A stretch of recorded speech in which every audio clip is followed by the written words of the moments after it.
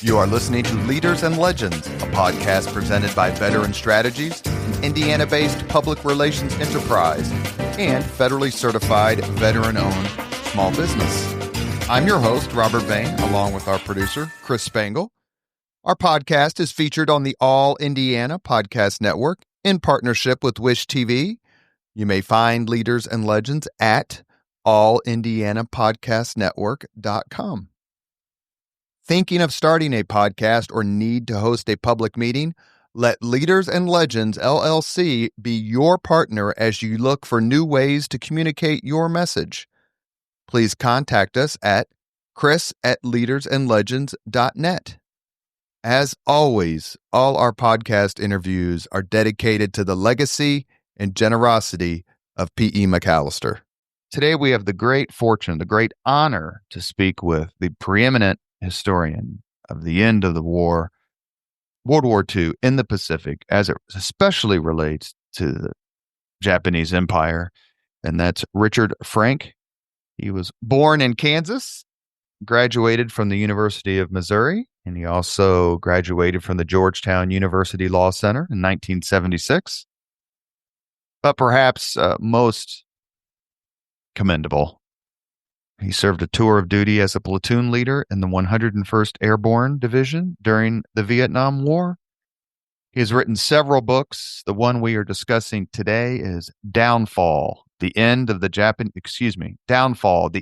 Imperial Japanese Empire. We are posting this podcast miraculously, perhaps, on September 2nd, 2025, which is the 80th anniversary of the surrender of the Japanese on the USS Missouri, known as VJ Day. We're extraordinarily grateful, Mr. Frank, to have you on the podcast, and welcome. Well, thank you very much. It's a pleasure to be with you all. Well, I should thank Evan Thomas, journalist and historian, who connected us. Thank you. It's 80 years since VJ Day. We talk a lot, especially in the United States, obviously, about VE Day, Normandy, all that sort of stuff. In your view, does the end of the war in the Pacific get overshadowed? Yeah, I don't think there's any serious question about that. And if you look at the massive historiography, if you count both academic and popular history in the U.S., the ratio of the European emphasis is at least 2-1, probably a little higher in my view. And that's been pretty consistent since shortly after World War II. I've looked at some of the reasons for that, and I think, broadly speaking, one of the major issues I think that affected this early on was that we gained more access to records concerning the European War than we did to what I call the Asia-Pacific War early on. Particularly, we didn't have good sources from, say, China, both the communist or the nationalist side, and initially at least from Japan. So historians like to work from actual documentary evidence. So if you have a paucity of that, you're not going to get as much history. I want to mention here at the beginning how incredibly deep your research is. I read through, the footnotes, and you have some stuff at the bottom of the pages, and it simply is remarkable. And I want to be sure to commend you for it. I've only done research really for in-depth research only for one thing, and that was my graduate school thesis. It was about 14th century England, so it wasn't the easiest thing to do. But compared to what you and a lot of other historians do on these topics, it's simply incredible. Your point about access, your book was published, I believe, in 1999, so just before the millennia.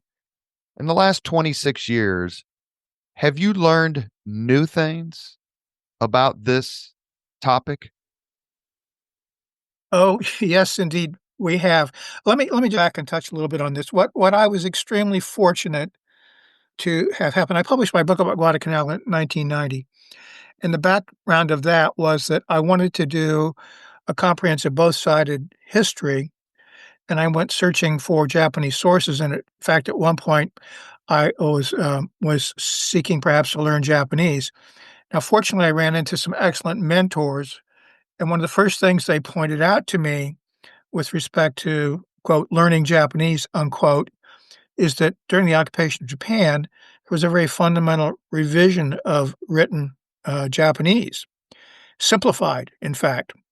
And that basically what I was advised was that I would not be learning one form of Japanese. I'd have to learn two forms of Japanese, one for the pre-1945 period and one for the post-1945 period. And of course, everything that I was really interested in is the pre-1945 period. So the old Japanese being much more complicated also, and it still shares some modern Japanese, is that you can read characters different ways in the context. And it was absolutely essential that you have someone who was very sophisticated and able to parse out exactly what even the old text meant. And literally, when I got copies of the volumes, I found that you only had to look at the page to be able to actually see where they were reprinting Japanese in the older kanji and the newer kanji. I mean, it was visibly very obvious how much more older kanji. And you learned that, this multiple possible meetings was also so how I actually did, and this was the foundation stone for the Japanese part of the story. They guided me to an excellent Japanese translator who'd been raised in the old kanji and then worked his professional life in the new kanji, and he seamlessly back and forth thoroughly at sight reading to do this. And this is what really made for incredible value to what I got from the Japanese sources. So what specifically have historians, including you, the last, say, 5, 10, 15, 25 years, is there any new information that you're like, damn, I wish I'd had that for my book? Yeah, I can really home in on one particular thing is really important. As everyone knows who's looked at this even casually, I suppose, there's been this great controversy over what exactly caused the Japanese to eventually terminate the war, as they say, or surrender. And early on, when this issue really became prominent in the 1960s, it was a very tumultuous period, obviously, in U.S. history. The Vietnam War was going on. There was a lot of critical looking at American past. And I should insert here that I don't like to use the term revisionist. I think any historian who has new evidence, new interpretations is in effect a revisionist. And I don't like to put a negative connotation on Right. that. I want to call that the critical literature. But what that original critical literature did was it said that, well, there are only two possible explanations for the Japanese surrender. One was the atomic bombs, and the other was Soviet intervention. And the critical literature tended to lean strongly towards the Soviet intervention over the atomic bombs. The more what you might call standard history going back to 1945 put more emphasis on the atomic bombs. And admittedly, the evidence was not entirely clear at that time. You had to have to get to surrender, in my view. The two very fundamental steps that had to be taken was, first of all, someone who had legitimate authority had to actually decide that Japan would surrender. And secondly, even when that legitimate authority decided Japan would surrender, given the history of just exactly how dominant and how effectively out of control Japan's militarists had been through the early to 1930s all the way to 1945, there was no guarantee that even if someone in Tokyo said, I think we should end the war, that the armed forces would entirely comply with that surrender. And the Americans were well aware of that, and they were very concerned that even if there ostensibly was an offer to surrender, it might not take hold. And in fact, they were quite concerned that, and they had good reason to be quite concerned, as we know now, because of intercepts showing, for instance, that the Japanese had actually made plans to move the governmental authorities over to the Asian continent and continue the war.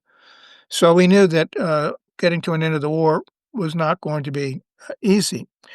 And now that we have some more evidence, I think some critical clarity now has emerged, at least in my view, as to what has happened. First of all, when I did Downfall, I noticed already that there was, besides Soviet intervention in the atomic bombs, there was a third factor. It shows up frequently in the documentation that we already had, including most conspicuously in the Emperor's surrender broadcast that was recorded on the 14th of October and broadcast on the 15th of October about noon Japanese time. And in that broadcast, among the reasons for the end of the war, as he put it, he never used the word surrender. He mentioned what he called the domestic situation. And what we know now is that that was a typical Japanese euphemism. And what it related to was the fear that was percolating, certainly in the emperor and among a lot of other members of the top leadership, that the Japanese people were plunging towards literally a revolutionary state. And this was driven primarily by the bombing, particularly the incendiary bombing and its devastating effects and large casualties inflicted on Japanese cities and already inflicted some depopulation of cities. And also the food situation, which had tightened up throughout the war, had gotten to a very fine margin between actual starvation and just being able to get by 1945. And then as they perceived by the early summer, the rice crop of 1945 was heading towards collapse. Now, the Japanese had what they called the rice year, and the rice year began on the 1st of November each year. It was based upon the food harvest, which usually took place in September and October. And once they had the harvest in, they could do the math on how much food they had and how many people they had to feed and how long they had to feed them, and pretty well work out what the ration was going to be and whatever. And they already knew, if they didn't know precisely what was going to happen, they knew the rice harvest was spiraling dramatically downward, and feared that a combination of that plus the already severe effects of the blockade and bombardment would actually produce a revolution that could overthrow not only Hirohito, but the whole imperial institution. We had then on the table the three factors. We had the atomic bombs, we had the Soviet intervention, we had the domestic situation. The question was, though, what was the exact mechanism which got to Japan to surrender, and how did those factors play out? And that's where I now get to what's really important about what's come up over the last, the last 10 years, maybe a little bit shorter than that. And that's the domestic factor and the emperor's decision to intervene. Now, the critical evidence we have now shows that Emperor Hirohito had actually decided that the war must end on October 8th, 1945, in the afternoon, when he met with Foreign Minister Bernie Togo at a deep bomb shelter in the Imperial Palace. Now, the critical aspect about that is that this is after Hiroshima on August 6th, and before Soviet intervention during the night of August 8th and 9th, and before Nagasaki on August 9th. Now, what we know is that when we dropped the atomic bomb on Hiroshima, President Truman made a public broadcast announcing that it was an atomic bomb. So the emperor understood that it was an atomic weapon. And when he met with Togo, he told Togo, first of all, he mentioned that he thought the atomic bombs negated the whole rationale that the militarists had for continuing the war, which they called Ketsugo, or Operation Decisive, which was the notion they were going to either defeat outright or inflict such casualties on this initial American invasion they anticipated that was coming to southern Kyushu in November 1945.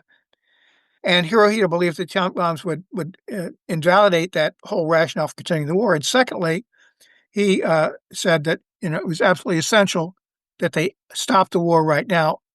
And he mentioned the domestic situation. So this was, in my view, a game changer because it showed that initial step I talked about, that someone of authority had to decide to end the war, was in fact the emperor. And he had intervened, and he was determined to end the war from August 8th, which is earlier than we had previously perceived.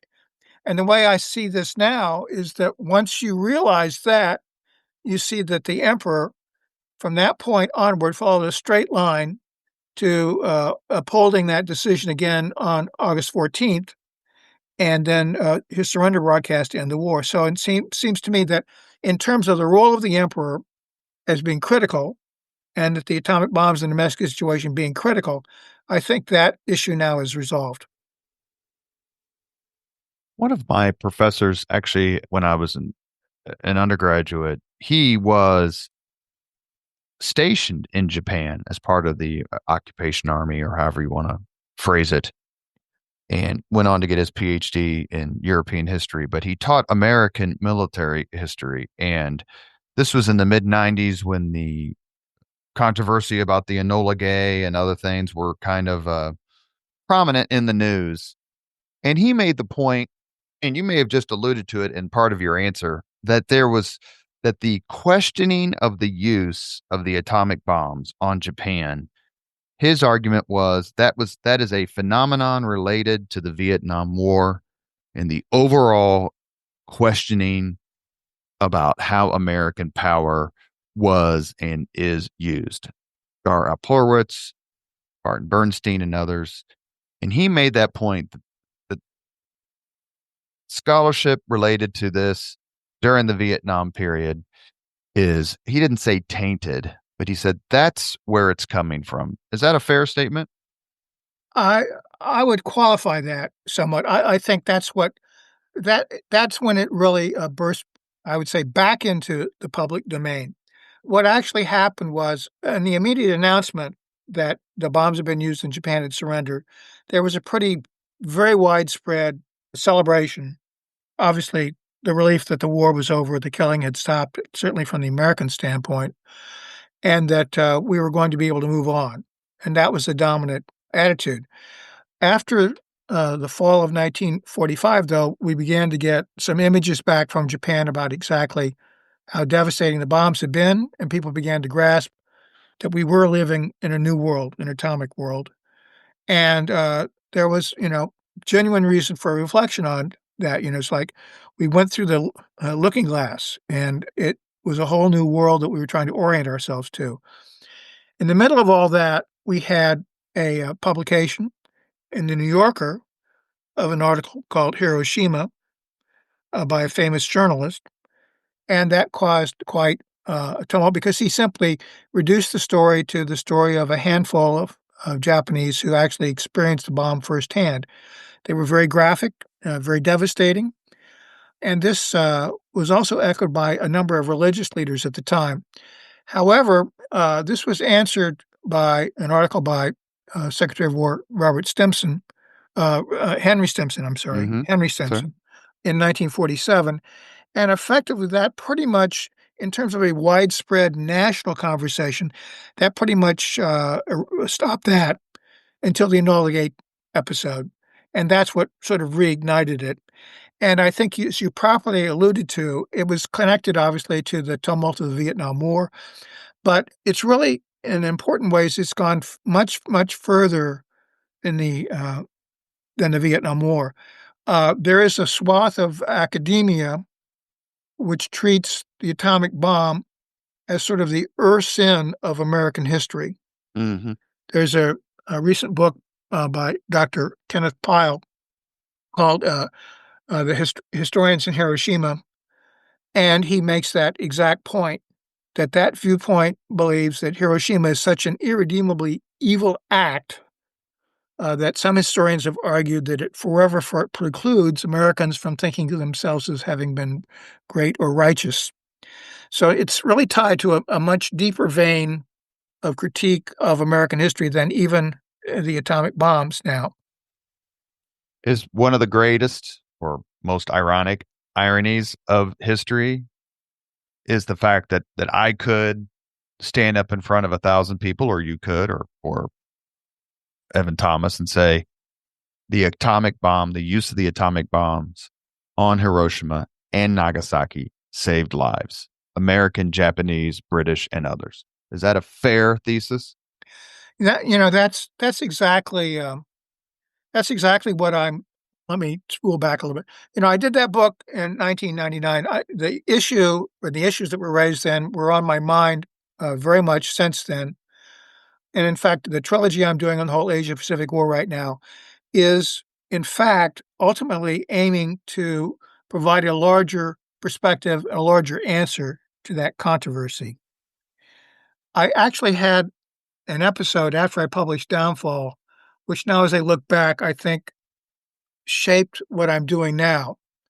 I was invited to an academic conference. I looked at the roster of people attending, and I realized that the Japanese attendants in particular, although they were what we would call Japanese liberals by and large, but like virtually all Japanese, they believe the atomic bombs were a singular sin, even though these Japanese liberals are much more critical of the militarist government of Japan, say Hmm. some of the Japanese would be. But I looked and I saw I was going to have a historian come from People's Republic of China. I knew not of him, never met him, but I knew he was going to be my friend.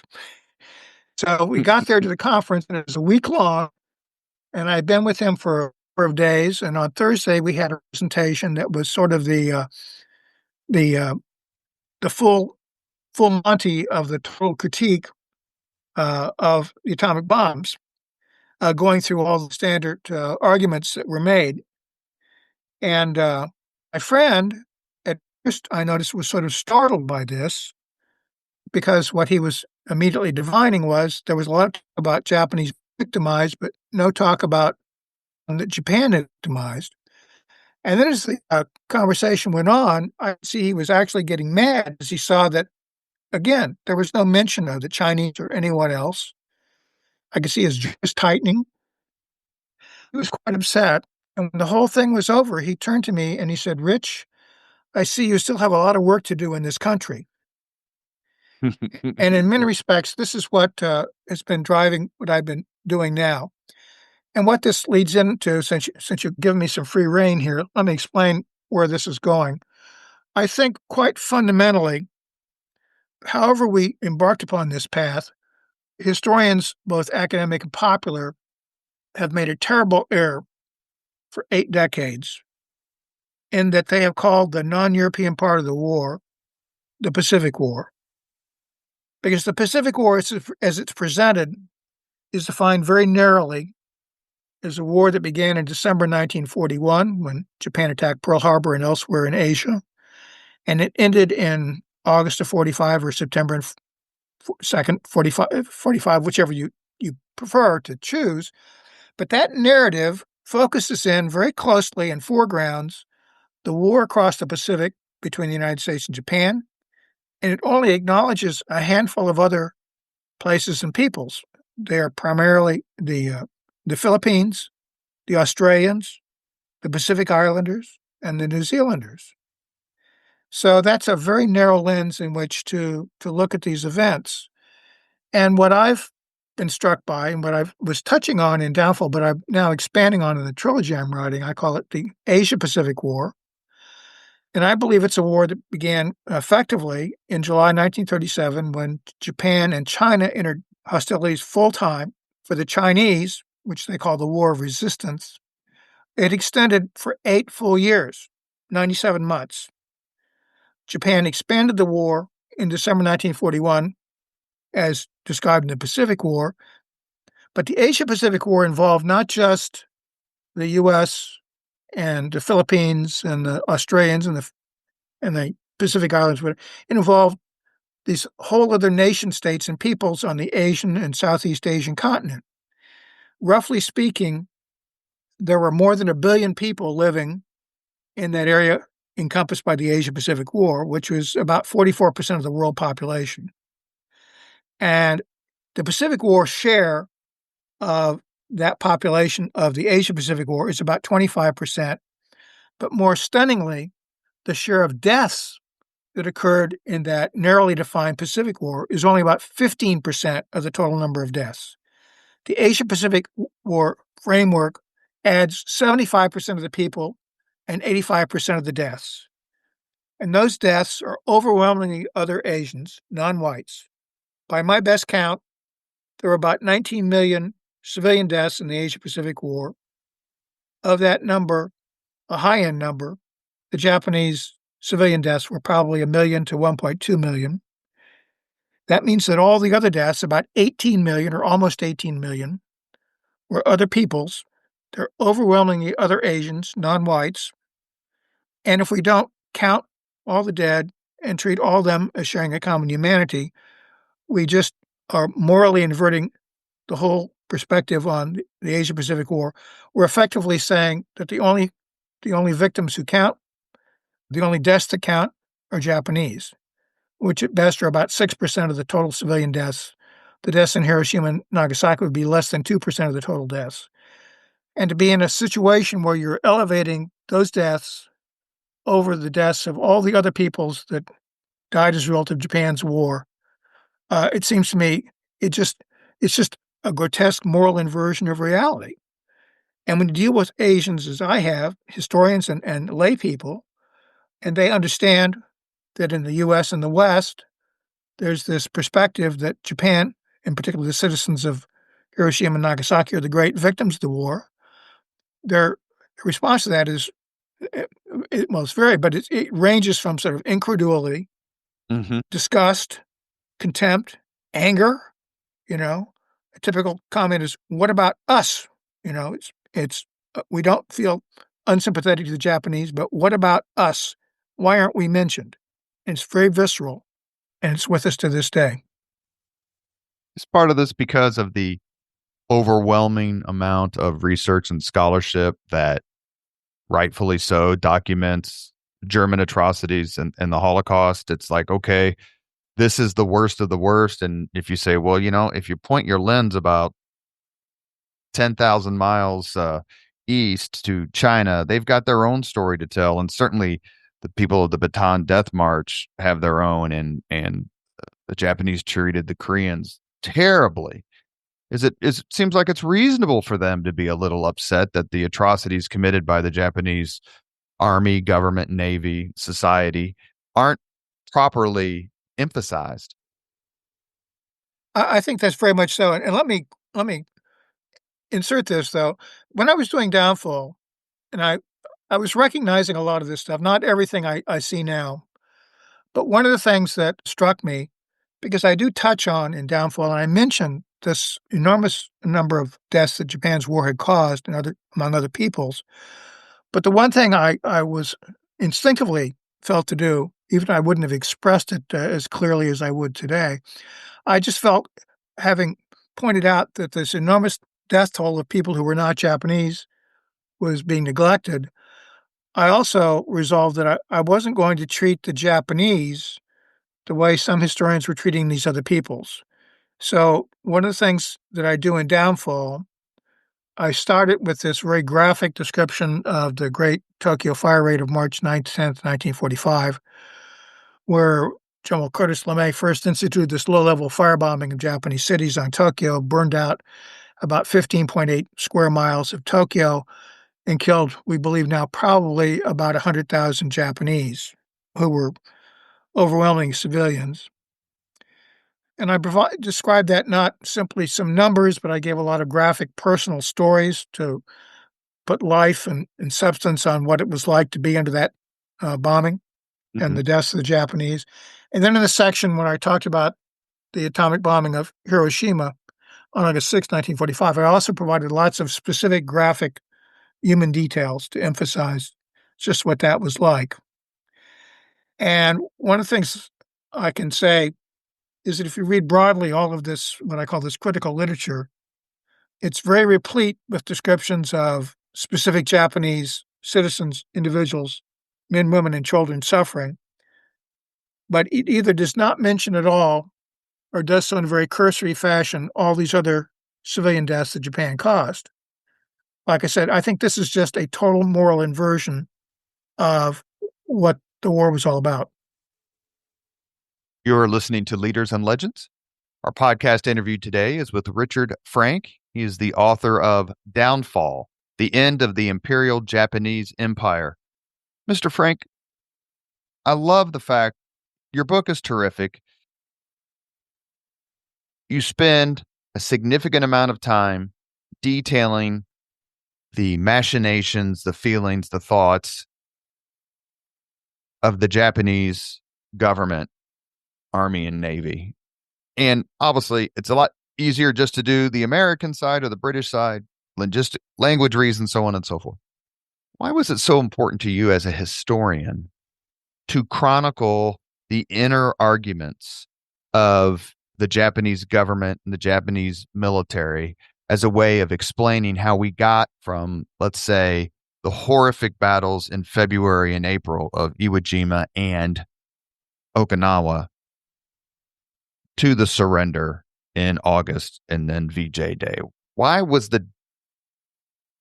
did you choose the Japanese side to emphasize?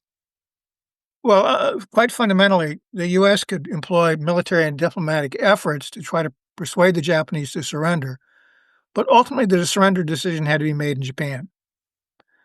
Uh, that was that's sort of the bottom line. So if you can't explain what how that decision making proceeded, then you really can't explain how the war ended. That's sort of the baseline. Let me point out one of the things that I found that was absolutely vital in doing this was that we were intercepting Japanese diplomatic and military. By military, I mean both the Imperial Army and Imperial Navy communications wholesale in 1945. It was our most comprehensive ability to cover a the massive Japanese communications. They were huge. I mean, you're talking thousands of messages a day. And we had built up to an enormous staffing, and we were supported by the British and the Australians in this to penetrate all these coded communications. And one of the things that became clear to me as I was working along was that we were reading a lot of Japanese communications that basically revealed exactly what the leadership was thinking about, what they were exchanging in views among themselves, showed up in those communications. So it had the value that these are the contemporary recordings. You know, as a lawyer, which I am, when you deal with witnesses and documents, you you are taught by both academically and also by experience to understand that if you want to get to the truth, it's best to go the information that what's documented, recorded closest to the actual events in question. The further away you get from the actual events, Mhm. the more carefully you have to scrutinize evidence. So here was the real hardcore stuff right there in paper. And even though the Japanese official history series are very commendable in terms of their enormous efforts to vacuum up every document they could find, there's still that immediacy of those communications, and particularly just to give you one example, the only authentic diplomatic effort that the Japanese militarist government would permit in 1945, after they'd been prodded by the emperor, was to try to open a negotiation conduit to the Soviet Union. And that conduit ran from the foreign minister, Roni Togo, who was in Tokyo, to the Japanese ambassador in Moscow, whose last name was Sato, as we would say. And Sato was a very sophisticated member of the Japanese leadership. He'd been a foreign minister. He was very much in the know, although in 1945 he was an ambassador. He was not part of a decision-making body in Tokyo. But Sato was far enough away from Tokyo to be unafraid of the danger of assassination, which was commonly employed by the militarists to control things. Or Sato was very brave, I think a combination of both. And his communiques back to Togo, so I described them, read like a searing cross-examination of fleckless Japanese diplomacy. And what I tried to do when I looked at this and then I wrote it up, I tried to present that recorded as it was in these intercepted communications primarily, supplemented by the Japanese official history, as though you were looking over the shoulder of, say, President Truman, who was seeing all of this stuff, and other members of his government, reading what Sato was saying. And he was saying that, look, this is not a serious effort. I don't see you offering the Soviets any actual terms to surrender the war. All you're using, as he says at one point, pretty little phrases devoid of any meaning. He says we have to have terms Right. if we're going to attract the Soviets. And of course, Togo can't present them because the inner cabinet, called the Supreme Council for the Direction of the War, in shorthand the Big Six, which really controls Japan's destiny, are dominated by the militarists, and they're not going to provide terms until they find out what the situation looks like after their plans for Ketsugo, this counter-invasion battle. So there are no terms forthcoming, which, of course, Sato believes just totally guts any possible effort to actually get the Soviets even to act as a negotiating partner. So that's just sort of one example of how I approach that. And it's just when you read both the intercepts and then you read the official history series, it becomes very clear that the leadership, which is dominated by the militarists, really believed that this Ketsugo, this counter-invasion battle, was going to be their salvation. That was going to be their way to get themselves out of the war with a negotiated peace that would preserve the old order in Japan in which they were dominant. And they persisted in that right to the end, even to the point where after Hiroshima, Soviet intervention, and Nagasaki on the morning of August 9th, the Big Six split between what we call now a peace faction. That was the prime minister, the foreign minister, and the navy minister. And they wanted to end the war, as they put it, surrender, with only one term, which was a continuity of the imperial institution. The other three members we tend to call the hardliners or militarist faction, which were the war minister, General Keiichi Inami, who was literally the most powerful man in Japan next to the emperor because he controlled the army, which, of course, could, by the point of a bayonet, could control things in Japan and particularly in Tokyo. And he was supported by the chiefs of staff of the Imperial Army and the Imperial Navy.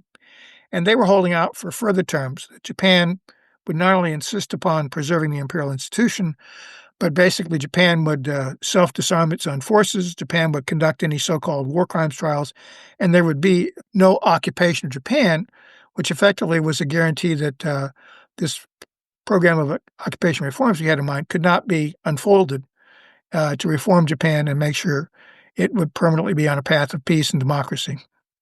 Much So of your book, that's where it broke down, and that's where the emperor intervened and said he voted with the one condition offer. much of your book and much of the scholarship, and we've done several interviews about this time period, hinge around the definition of unconditional surrender. I did a podcast about the Casablanca Conference, which where President Franklin Delano Roosevelt mentioned unconditional surrender.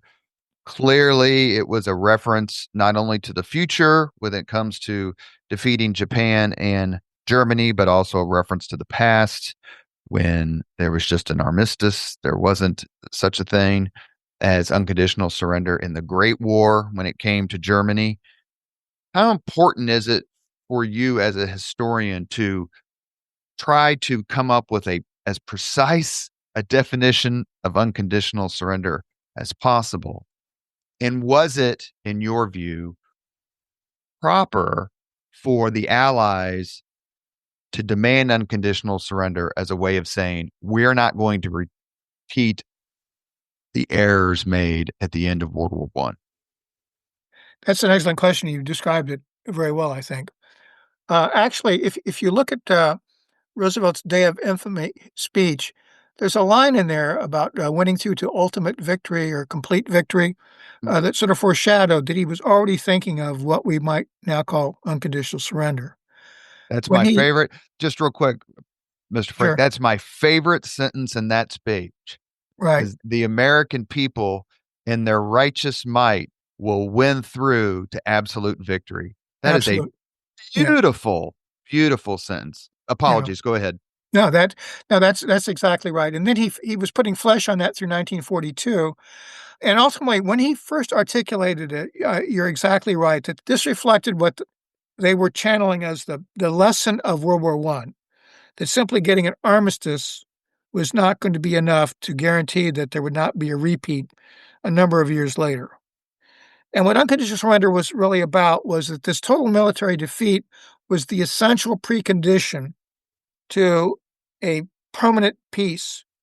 Without unconditional surrender, they could not be sure there was going to be a permanent peace. That's the way they saw it. Now, when it comes to a definition of what they meant, another historian, his name is, I'm blanking on here for just a moment, articulated it most accurately. What we ended up doing, because of popular sentiment in the 1945, that there was a concern that maybe the Japanese didn't understand what unconditional surrender would actually mean.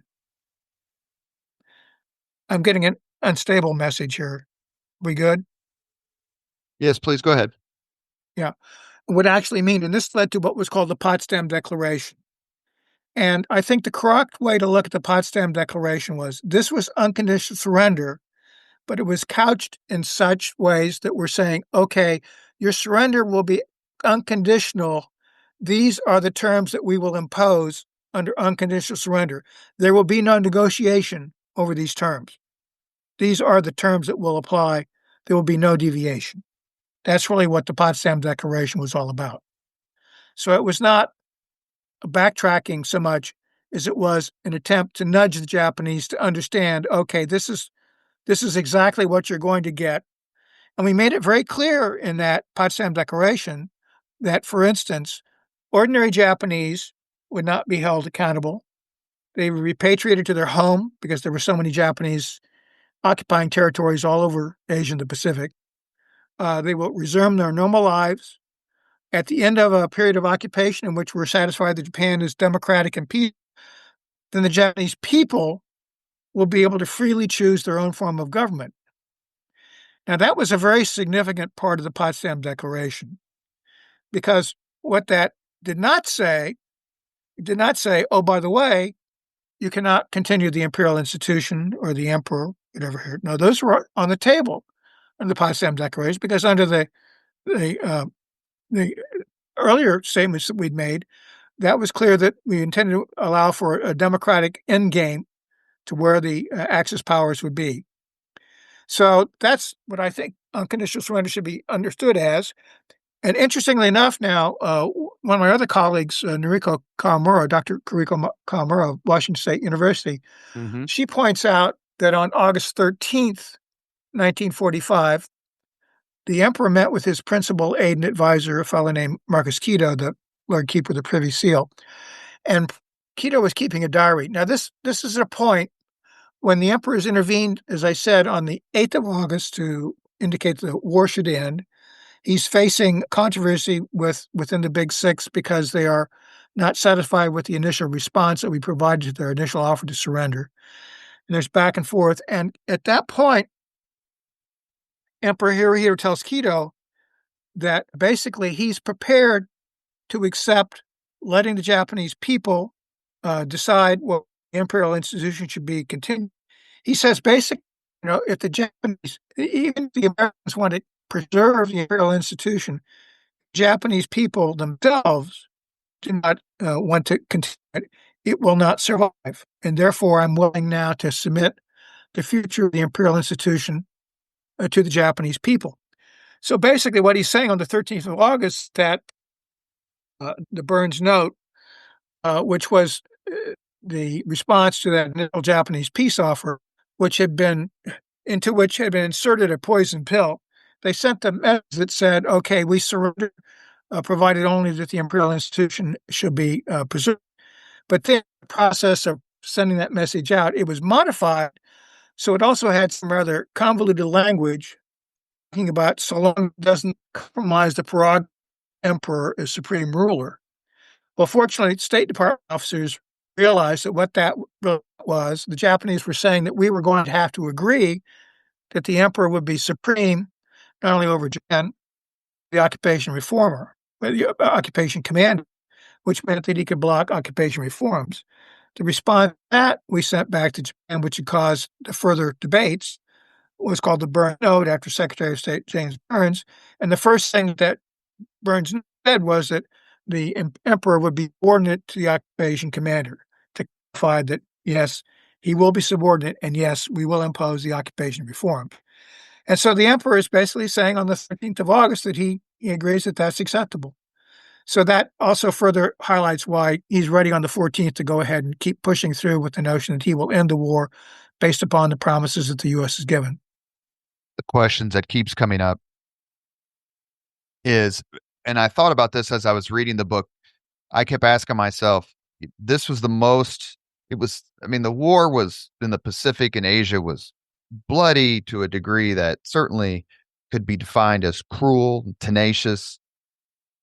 How much more difficult would the island hopping campaign, would the defeat of the Japanese in the Pacific and Asia have been without the fact that we had broken the diplomatic code? We use the term magic. We had broken the Japanese military code using the term ultra. To me, I just can't imagine maybe not winning the war, but not winning the war in 4 years without it. Is it possible to overstate how important it was that we had access to the Japanese thoughts and conversations? Well, that's a perennial question. I must admit that gets bandied back and forth. I think the basic answer that most historians who've done serious work on this would say that yes, clearly our access to Japanese communications undoubtedly played a critical role in the war ending within the time frame it did, as opposed to being extended for a year or 2 years or something like that. So I certainly agree that it's critical, and it's, as you say, it's difficult to overstate it in terms of its influence on, U.S. Military actions across the Pacific. Now, at the same time, let me comment on a couple other things about that.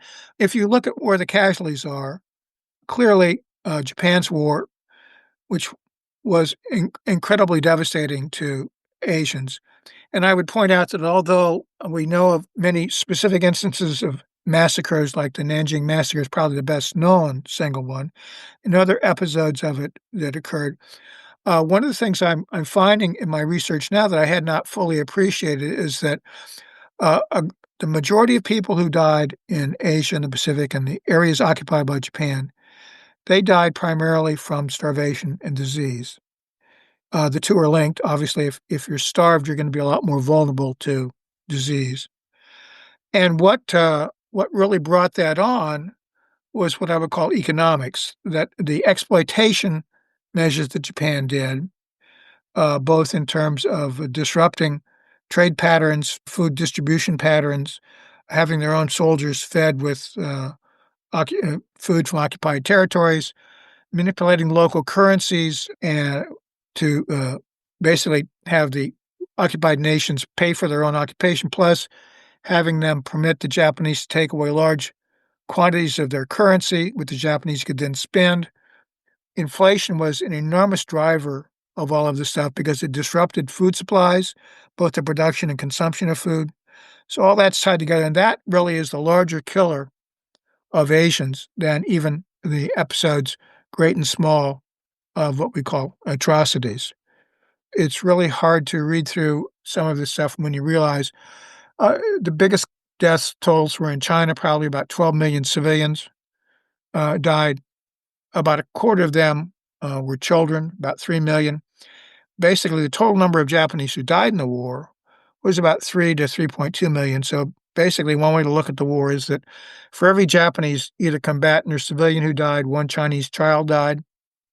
In Indonesia, there's about 2.4 million Indonesians who are going to starve to death in 1944-45 because of Japanese policies, particularly what they did was the Dutch, during their colonial rule, realized that there were food surplus and food shortage areas within Indonesia, and they had a process by which they made sure that during periods of scarcity, that the surplus areas were providing adequate food to the deficit areas.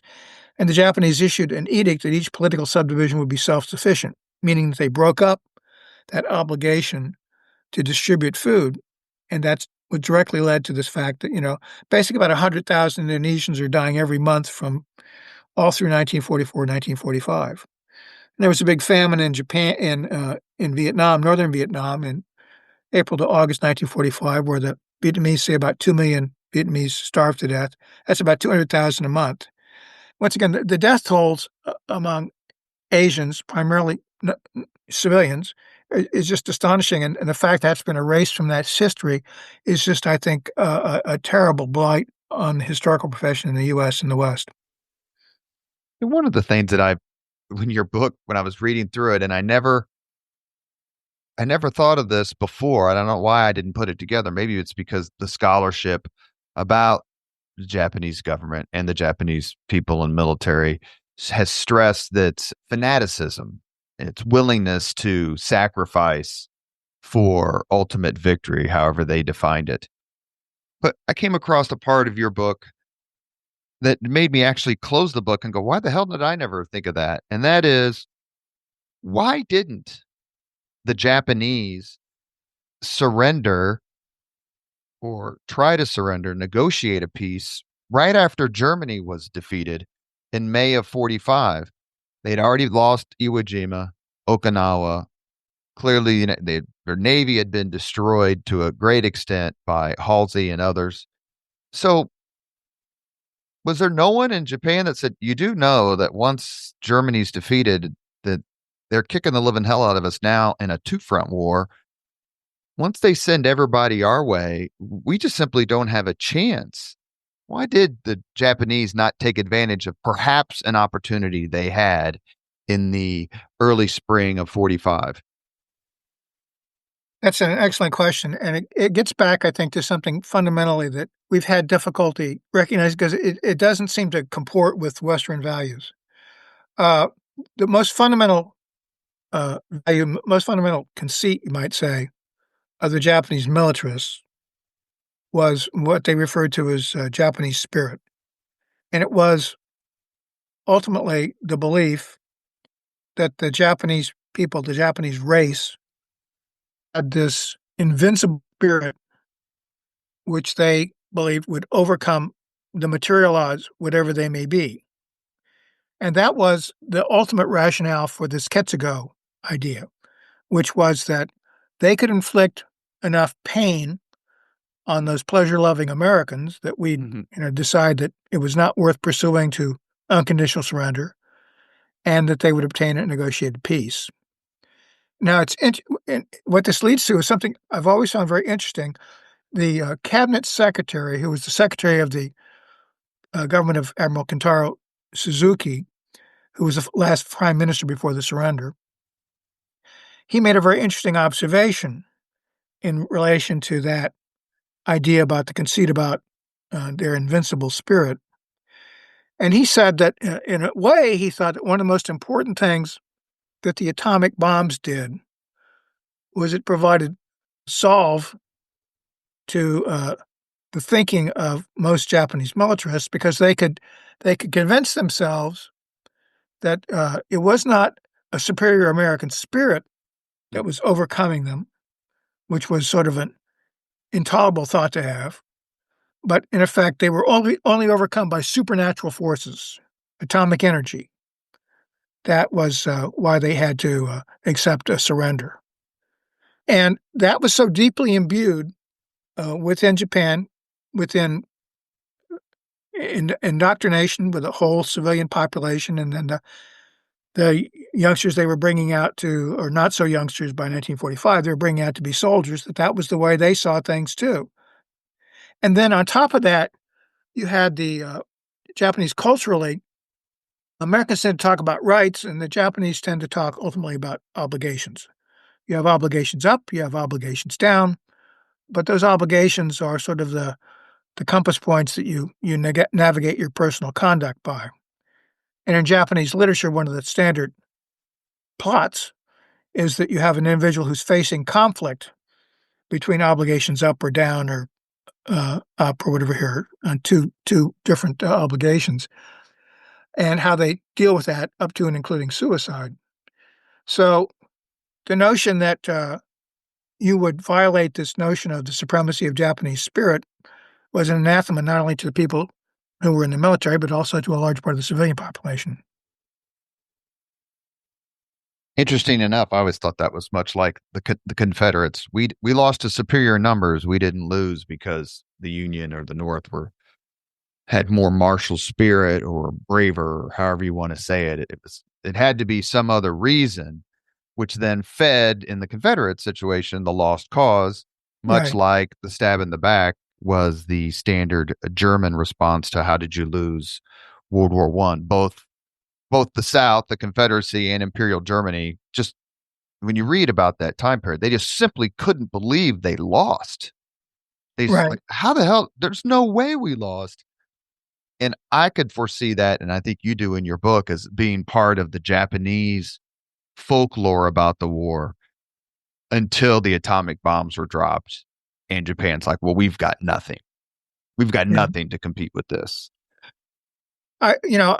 Certainly from my dealings with the Japanese, and let me emphasize, I've had wonderful relations with Japanese scholars and ordinary people there. That's not an issue, but it's even today. I'll tell you a story. I was at a conference one time, and I was talking about this very issue about the whole Japanese, for lack of a better term, to say mentality, both the leadership and the people at that time. And after I gave my presentation, a historian from Japan came up and introduced himself, and we've since become good friends. And I just made the remark to him. I said, it's very difficult, I find, to try to explain to American people today just how dysfunctional the Japanese governing system was at that time. And he looked at me and he said, "You should try explaining it to a Japanese audience. They have difficulty too in understanding what a different world it was before 1945." Yeah, it's not surprising that there's a reluctance to come to grips with that, understand it, and to search for other sort of explanations than what I think where you really have to go to find the real explanation. You are listening to the Leaders and Legends podcast. Our guest today is historian and Vietnam War veteran Richard Frank. We are discussing his book, Downfall: The End of the Japanese Empire. Much of your book details the preparations for and ramifications of an American or an Allied invasion of Japan proper. Everything that I've read, including what you've written and others, it seems like it can't, and correct me if I'm characterizing your writing incorrectly, but you almost can't quantify and qualify how horrible, bloody, awful, any words you want to use, sanguinary, an invasion of Japan would have been. Yeah, Do we have any, just very, and I'm trying to ask a specific Mhm. question. Do we have any conception in 2025, 80 years later, what that would have been like? That gets to let me go back and talk a little bit about this process because I think it's very important to understand what was really going on in 1945 as opposed to some of the depictions of it. The way I look at it was, of course, President Franklin Roosevelt set down the political goal of unconditional surrender. And as we closed in on Japan in 1944 at the Joint Chiefs of Staff level, they began to grapple with, okay, that's the political goal the commander in chief has set. How are we going to achieve it? And as I depicted, I think I'm absolutely right, is that there was this fundamental schism that existed, and it was between the Army and the Navy, and the ultimate root of the schism was really much more what we define as a political question than a military question. And the political question was, what was the factor that the Joint Chiefs perceived would be most likely to undermine the ability to achieve unconditional surrender? The Army, led by, by 45, General of the Army's George C. Marshall, the Chief of Staff of the Army believed the critical issue was time, that the American people would not support pursuing unconditional surrender to a sort of infinitely protracted war. And at the time, no one was really confident about when we could ever get the Japanese surrender or whether we could get an organized capitulation. That was a really major issue.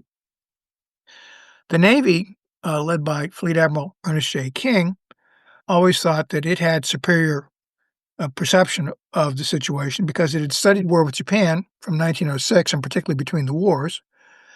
And during that study at the Naval War College, they come up with what they called War Plan Orange, which was a plan for fighting the Japanese. And it looked to a three-phase war. The Japanese were expected to strike first. We'd probably lose the Philippines and Guam. And then we'd launch a counterattack across the Pacific. And then the third phase was going to be this in-game against Japan. And the Navy had worked on this assiduously for literally years. And eventually they came to a solution, and they believed that quite fundamentally, any invasion of Japanese home islands would produce totally unacceptable casualties. And the casualties would undermine support to get to unconditional surrender. So the Navy's view was it was folly to invade Japan, and the only way to go was to stand off and bombard, both by ships and planes, and blockade. And what was significant about blockade was prior to World War I, under international conventions, a power could impose a blockade of an opposing power, but that did not permit the uh, exclusion of shipping food within the blockaded country. And the Germans and the British threw away that limitation in World War I, and we were planning between the wars that the blockade would very much be designed to blockade food, and we knew the Japanese were not self-sufficient.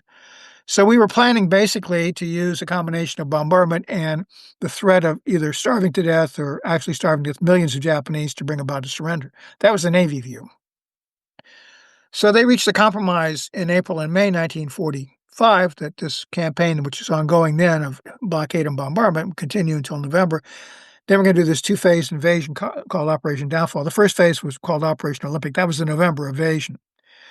So Mr. Truman called a meeting on the 18th of June to examine the invasion plan because he was quite concerned about casualties, as the memo that was sent out to order the meeting stated. And at that meeting, as you read the minutes of it, you can see that Truman is very concerned about casualties. He uses the phrase that he was afraid of invading Japan was going to lead to an Okinawa from one end of Japan to the other, because he was very perturbed about the enormous losses on Okinawa, as sort of a preview of what invading Japan would be like. And Okinawa was a very small sample size for invading Japan. So he went ahead and authorized Olympic, but he refused to authorize the second phase, which is going to be called Operation Coronet. Now, where a lot of the critical literature went wrong was early on, because they didn't have the radio intelligence and also the ancillary documents that talked about radio intelligence. They didn't know what had happened after that meeting on the 18th of June, was that starting on the 9th of July, the radio intelligence began to show the Japanese had anticipated exactly that we were going to come to southern Kyushu, and they conducted this enormous buildup of their forces. We went from what we projected going in, where there'd only be like 3 Japanese field divisions in southern Kyushu at the time of the landing, and we were coming with 14 divisions and 11 some and a bunch of regimental combat teams, plus our superior air and sea firepower, which seemed to be overwhelming in power, which the Army would argue, made it a feasible operation. Well, by the last days of July and the first days of October, we saw that there was this nightmare scenario where we were going to be facing about 14 divisions and 11 Japanese brigades on Kyushu, and most of them were located down in southern Kyushu. And moreover, because the Japanese knew we were coming for level ground to build airfields, or where there were already airfield sites, they concentrated their forces exactly around those locations, which is exactly where we were planning to land. So on top of that, which looked like it was going to be just a horrible bloodbath just based upon the military factors, the Japanese in March had decided to issue an order that all Japanese males aged 15 to 60, all Japanese females aged 70 to 40, were going to become part of this national militia, this auxiliary combat force that were going to support the Japanese troops. And there would have been, depending on how you try to crunch the numbers, somewhere between 14 and 18 million of these Japanese erstwhile civilians all over Japan who would have been additional combatants, or at least we would have not have been able to tell at combat ranges who was a Japanese combatant and who was not, because they couldn't provide uniforms or anything that would identify such a civilian as a civilian. You have to add that factor in too, which when we talk about how just nightmarish the invasion or projected invasion of Japan would have been, it takes on a whole nother level when you fully understand that not only were we facing this enormously expanded garrison on southern Kyushu, but we were looking at millions and millions of additional Japanese civilians who were effectively going to be components of the military system, and thus making it impossible at normal combat ranges to tell any Japanese civilian from a combatant. I mean, that's a recipe for absolutely mass slaughter. I mean, when you talk about nightmarish, it just doesn't get any worse than that. Hundreds of thousands of deaths, casualties, I know there's a difference between a casualty and a death, but right. On top of everything that had happened in Europe, on top of everything that had happened already in Asia, was was any thought ever given to the combination of we're going to do an invasion, and if after at the end I think it was November 1st, 1945, the first invasion Right. of lower Japan, was there any thought given to we're going to invade, and if at the end of January we haven't made the necessary headway, then we'll use atomic bombs? Absolutely not. When you look at the issue of using the atomic bombs, I go back to this very basic point. When Mr. Truman became president, he pledged, he sincerely believed, and I think anyone who tries to track his actions would concur that he was definitely following this basic principle, which he announced that he understood his task was to execute the legacy of Franklin Roosevelt, Right. which was sort of a commonsensical view of where he stood with the American people who didn't know him. Didn't know Roosevelt. Roosevelt had led us almost to the point of victory in the war when he died on April 12th, 1945. And therefore, it made perfect political and logical sense for Mr. Truman to say, well, my task is to execute the legacy of Franklin Roosevelt. And if you look at what Mr. Truman does over the months he becomes president, you'll find that he was constantly seeking to find out exactly what Mr. Roosevelt's policies had been to various issues. In some cases, he found the evidence was clear. In some cases, he found Mr. Roosevelt had left a very ambiguous record. No one could tell him for sure what Roosevelt would have done, and that was particularly conspicuous with respect to Soviet relations. But one area where he believed that it was quite clear was that Mr. Roosevelt had set the Manhattan Project in process, and there was, as Barton Bernstein pointed out a long time ago, an implicit assumption that held from the very beginning that if, in fact, we could achieve the gargantuan task of making a nuclear weapon within the time frame of World War II, it would be used. And Yeah, indeed, there that's was exactly yeah, that's exactly right. Sorry, there was a bit of a cutout there, but that's exactly right. And you make the point, and I had David Roll on the podcast who wrote Ascent to Power about Truman becoming president in that time period, that there really was never any sort of like doubt, question. Could, we're going to spend $2 billion and we're going to build this thing. Then why wouldn't we use it? What's the point? yeah. Well, in that context also, I think it's important to look at the fact that uh, Mr. Roosevelt had not left any question behind with respect to his principal advisors.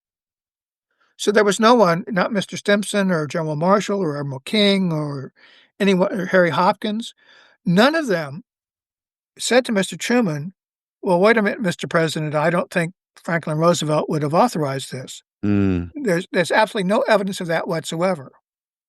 And so had someone, even in my view, it will go this far to say that even had someone raised the question to Mr. Truman, by the time you get to what he's looking at in late July, early August 1945, although Mr. Truman bears the burden of having made the decision to finally authorize it, I think it's very difficult for me to conceive of anyone who conceivably would have been president at that point.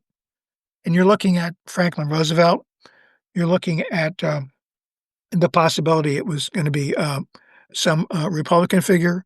You look at the prospect it could have been even Henry Wallace, I believe, who was hell-bent also on defeating Japan, and make no doubt about that.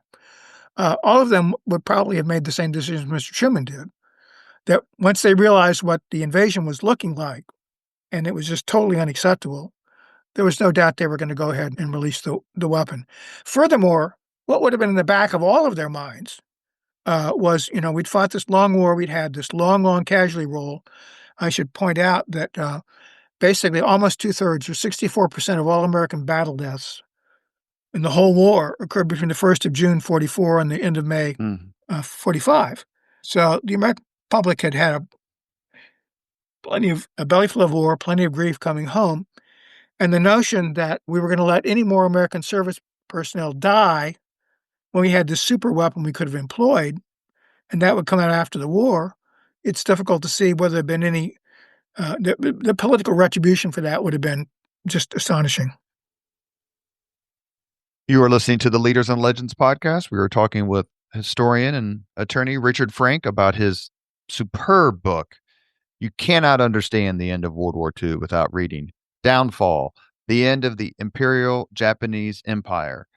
So I don't want to bury the lead, of course. We try not to do that on this podcast. How did, and this is a big question, so I understand your answers may be a little bit long, but you can condense it or parse my question any way you like.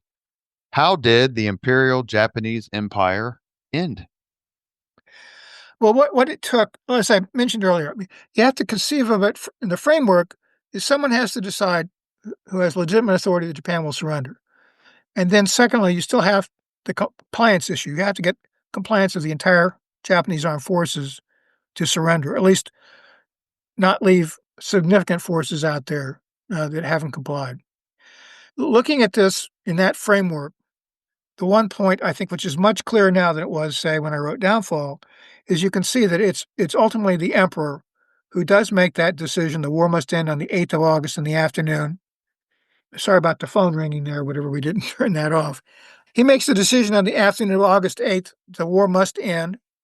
And he then from that point onward, there's an absolute straight line from there to his final surrender broadcast on the 15th. So that's level one. And without level one, we don't even get to level two. When you get to level two, it becomes more complicated. What we know is that there was a coup attempt on the night of the August 14th, 15th in Tokyo. Some middle grade officers actually killed the leader of the Imperial Palace, and they went looking for surrender broadcast, which actually on a record, and find it, fortunately. And the emperor was apparently he was aware that they were staging revolt, but that was suppressed.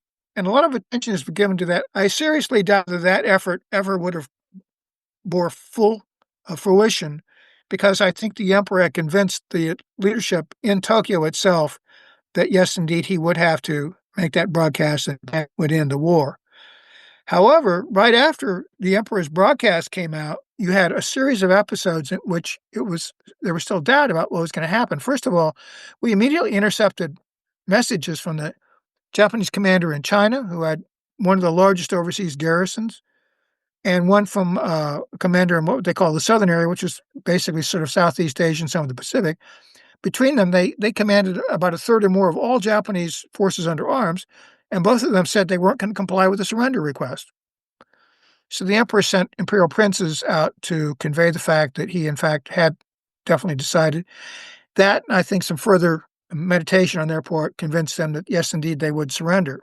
So that was quelled. Then you had an episode of the Soviets very ill-advisedly attempted to land on an island in the Kuril Islands in a number of days later, and they ran into a buzzsaw. They picked exactly the wrong place to go. For some time, it was touch and go as to whether their invasion was going to be defeated. There was near panic in Japan and Tokyo for fear that if this single action in the Kuril Islands ended in a Japanese victory, it could start an unraveling of compliance with the surrender. And you had, of course, always dangling over the whole thing was the fact of whether the war minister Anami would comply with the emperor's decision, because he was the most powerful man in Japan next to the emperor, and he alone had the clear power that if he opposed the surrender, then it simply wasn't going to take place. But at the end of the day, Anami was sort of in one of these classic Japanese situations of his dual obligations, right? The obligation to the imperial army, the personal obligation he had to the emperor, and he committed suicide, and he expressed how he was resolving this by the fact he was wearing a shirt given to him by the emperor, which I think clearly indicates how he saw about his only way out under those dual obligations. So getting to surrender of all the Japanese armed forces was by no means a clear-cut thing. And in that context, I do think Soviet intervention in terms of putting pressure on the armies that were on the Asian continent, I think that was a factor in the compliance or whatever here. But it was not apparently a factor in getting the emperor to make those critical initial decisions. So basically, in the late summer of 45, the Allies, let's just say the United States, for simplicity's sake, had three sort of options: full on invasion, use of atomic weapons, or blockade slash starve. Now, all three of them could have worked, as we know from reading your book. The atomic bombs proved to be dispositive in many ways. In your view as a historian, did the United States choose the best option, not only to end the war and bring Americans home, but also for the future of Japan? The short answer is yes. Given what was actually available at the time as options, not some theoretical option that didn't really exist, I think it's clear that if you consider, which is the critical literature does not consider the fact that, you were probably talking something on the order of 250,000 other civilians dying, almost all Asians dying every single month from December 41 to August 45. 250,000. That's more than the combined deaths of Hiroshima and Nagasaki, which are usually put at about 210,000, possibly 20,000 plus or minus from that. And on top of those totals, you still had 200,000 Vietnamese dying every month through August of 1945. So when you look at it in that context, the mass death that's being prevented by ending the war involves not just Americans who would have died in whatever final campaign we chose to take, or the Japanese who would have died, certainly in invasion and certainly under the blockade, but you had all these other individuals, other Asians, other non-whites who were dying all the time, and that would be ended by ending the war as soon as possible. I mean, that's to me, it seems to be, from a moral standpoint, that when you get to 1945, how lamentable it was Japanese were going to die in Hiroshima and Nagasaki. When you look at the total deaths all across Asia and the Pacific that occurred, basically going back to 1937 in China, it was, you could call it the best possible outcome or the least abhorrent choice is another possible Yeah. way to put it, the way Secretary of War Henry Stimson said. But certainly if you're looking at deaths of innocents, yes, that was the preferable choice of the options that were realistically available to American leadership at the time. At the beginning of the podcast, we talked about how VJ Day and sort of the Asian Pacific theater is overshadowed. One reason I think is because it's not a big deal, perhaps, or not very difficult to logistically and financially to go visit the battlefields in Europe. I visited Normandy for the second time last year.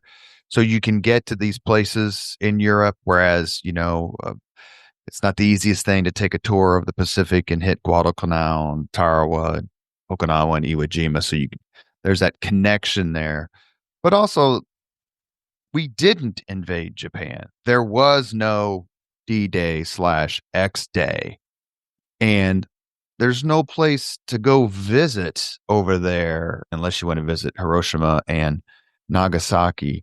Do you think that plays, as a historian, do you think that plays into how Americans consume news or knowledge about World War II? And you mentioned like the 2-to-1 ratio of why historians choose the European theater over the Pacific theater. There was no one big giant invasion that had its own Omaha Beach. I think undoubtedly that's a critical part of it. The other thing was for generations, predominantly have been European people, immigrants who were Right. there, the community, unlike in Asia. And as to Pacific, the issue of it's, it is incomprehensible to most Americans as to just exactly how far you're talking when you're talking about going anywhere in the Pacific. I do a lot of work with the World War II Museum in New Orleans, and we eventually managed to get some tours going prior to the early 2010s. We never went to the Pacific any further than Hawaii, basically because of logistics.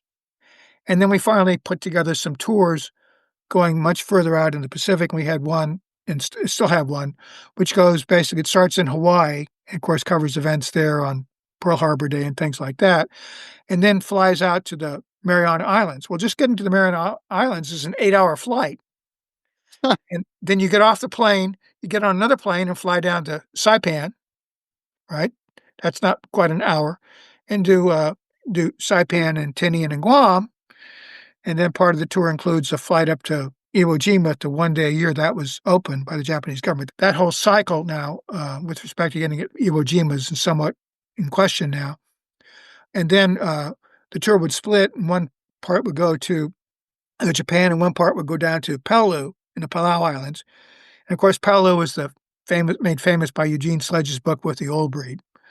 And believe me, the distances you have to travel, the hours you have to spend going anywhere are just incomprehensibly longer and more difficult. As we like to say, the local ambiance of, say, Palau doesn't quite match up to, say, Normandy or whatever here. So, yeah, That's there's all kinds of practical reasons why you just are not familiar with that or whatever here. Do you have a favorite World War II movie? Oh, I have several, but I guess if I was going to pick just one, the one I think I would elevate to the top spot, which technically is not so much a war movie, but it's an immediate post-war movie, is The Best Years of Our Lives. One of the greatest movies ever made.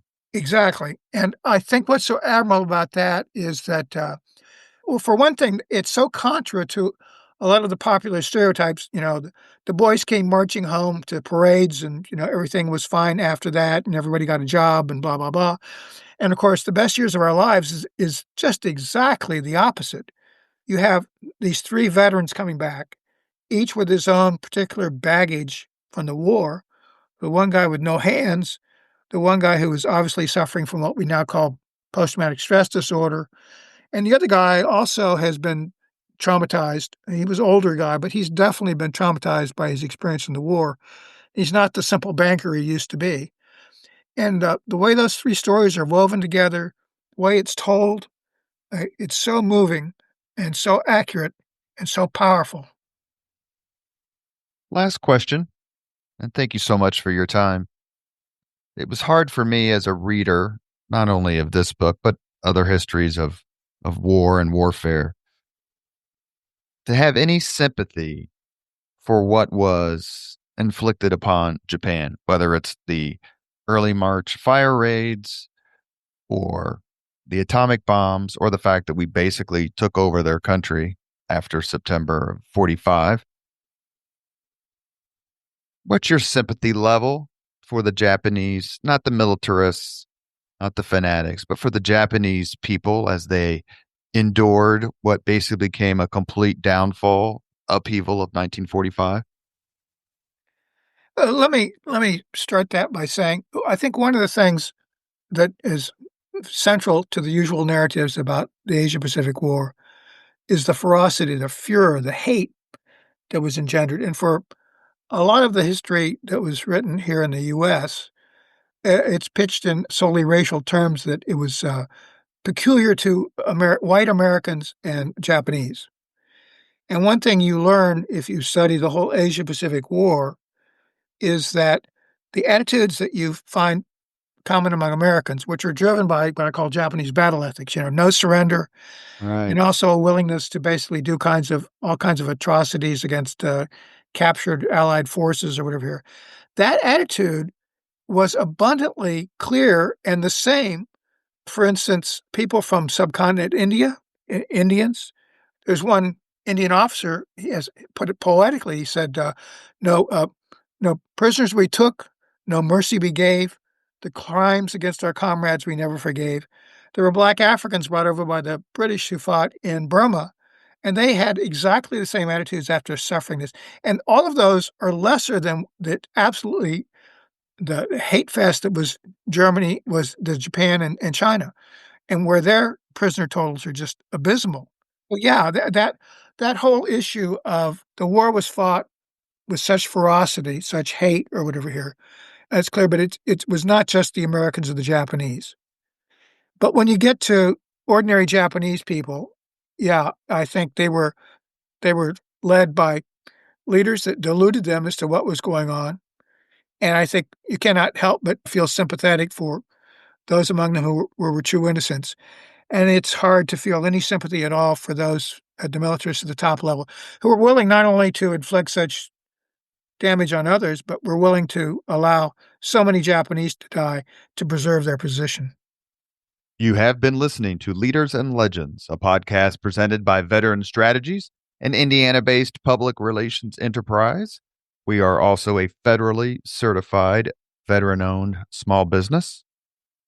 Our guest today, Richard Frank. We discussed his book, his splendid book, meticulously researched. I'm astounded at how many hours you must have how many cases of some sort of allergy or nasal distress you must have experienced as you were in the archives researching your book. It's called Downfall, the End of the Imperial Japanese Empire. You simply cannot understand the end of the war in the Pacific without reading this book. Like always, all our podcast interviews are dedicated to the legacy and generosity of our favorite World War II veteran, P.E. McAllister. Mr. Frank, thank you so much for coming on the podcast. You are always welcome to return. Happy to discuss anything you want. And thank you for for writing such a phenomenal book. Well, thank you very much, Robert. I appreciate it. Appreciate your words very much. Thank you very much for listening to Leaders and Legends, brought to you by Veteran Strategies Incorporated. If you want to contact us about this program or our menu of public relations services, please send us an email at robert@veteranstrategies.com. That's robert@veteranstrategies.com.